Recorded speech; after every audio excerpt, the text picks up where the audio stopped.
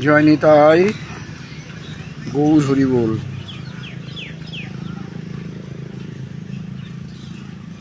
শ্রীধাম বৃন্দাবন, বৃক্ষরাজি, পাখির ডাক, যমুনা তীরবর্তী স্থান। প্রতিদিনকার মতো আমরা কিছু ভাগবতীয় সিদ্ধান্ত অনুযায়ী ভাগবতীয় কথা আলোচনায় ব্রতী হয়েছি। আজকের বিষয়টিও খুব সুন্দর, একটু মন দিয়ে শুনবেন। কখন ভক্তের জন্য ভগবান বিশেষ কিছু করার ইচ্ছা করেন? কখন ভক্তের জন্য ভগবান বিশেষ কিছু করার ইচ্ছা করেন?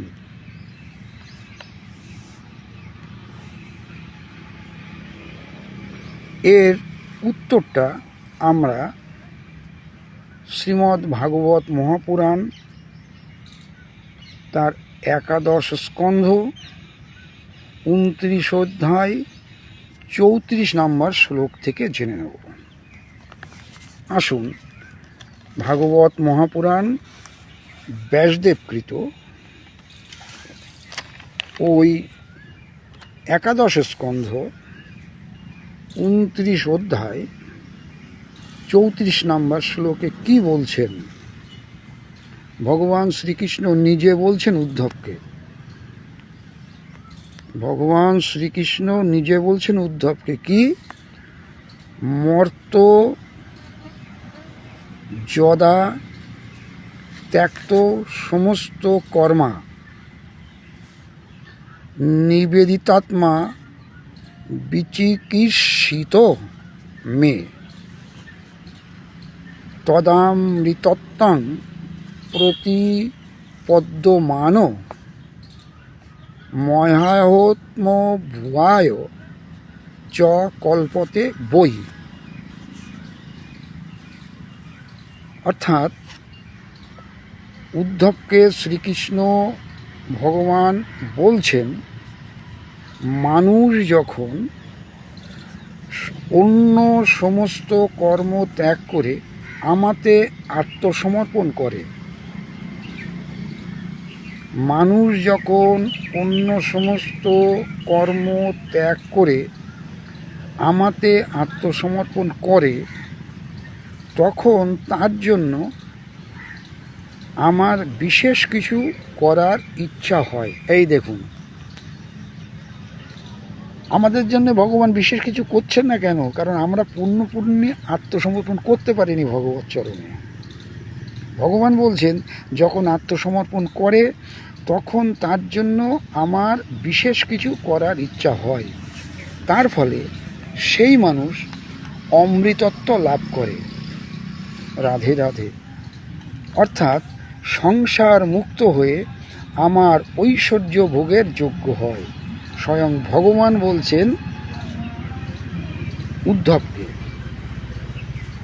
আর চৈতন্য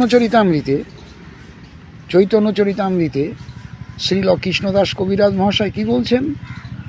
মধ্যলীলা 22 পরিচ্ছেদ 54 নম্বর পয়ারে, শরণ লইয়া করে কৃষ্ণে আত্মসমর্পণ, শরণ লইয়া করে কৃষ্ণে আত্মসমর্পণ, কৃষ্ণ তারে করে তৎকালে আত্মসম। যখনই আপনি ভগবানের 100% শরণে চলে গেলেন এবং আত্মসমর্পণ করলেন, তখন কৃষ্ণ তাকে নিজের জন বলে আত্মসম করে নেন। কি সুন্দর কথা! এই আত্মসমর্পণ আমাদের পরিপূর্ণভাবে হয় না বলেই এই তিতাব জ্বালায় আমাদের জ্বলতে হচ্ছে, আর বারবার 84 লক্ষ জনিতে ভ্রমণ করতে হচ্ছে। এই জন্যে মহাজন বলেছেন, আশ্রয় করিয়া ভজে কৃষ্ণ তারে নাহি ত্যাজে, আর সব মরে অকারণ।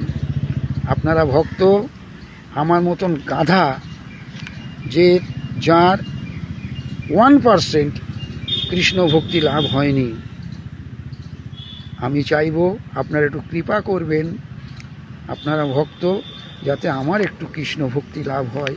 আমার তো কিছুই হলো না। আজ এ পর্যন্ত। সবাই ভালো থাকুন, আনন্দে থাকুন, সুখে থাকুন।